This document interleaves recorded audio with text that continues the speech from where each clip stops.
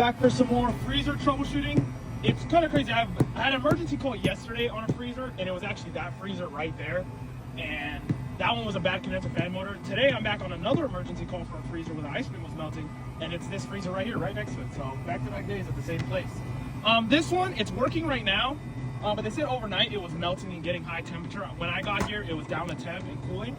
So did my due diligence, make sure there was no ice on the coil and everything. Came to the roof and just checking everything out, make sure everything's good. Do my checks basically, see what's up.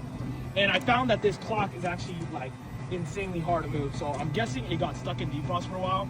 And since the clock is like, I don't know if there's sand or gunk in there causing it being hard to move. It's just moving. It was stuck in defrost for a while.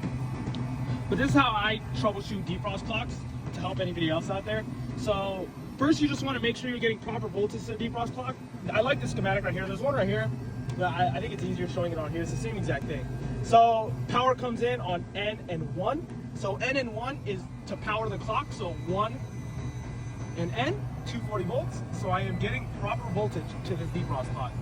To make sure it says it's in refrigeration mode. To ensure that it's operating properly, the refrigeration mode is 2 to 4.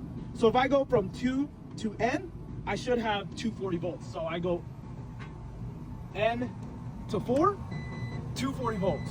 That means it is indeed in refrigeration mode. To make sure it's not in defrost mode, I go from N, I put my meter on N and 1, and I should have 0 volts. N and 3, I mean. And that should have 0 volts, meaning it is not in defrost mode. So I go from N to 3, 0 volts. So N to 3, 0 volts. It is not in refrigeration mode, so it's working correctly that way. But just like I said, the clock's gunked up. So, and another features, you have F and X on here. X is your defrost termination, and F is something to do with the fans. I don't work on units that have usually the F hooked up on it. I've seen it like once or twice on like weird refrigerators, but that's my defrost clock explanation. I hope that helps some of you guys with troubleshooting these things. If I confused you more, I am sorry. You know, that's just how my brain works. So it's pretty easy. And 1 and 2 are junked. So you power N1.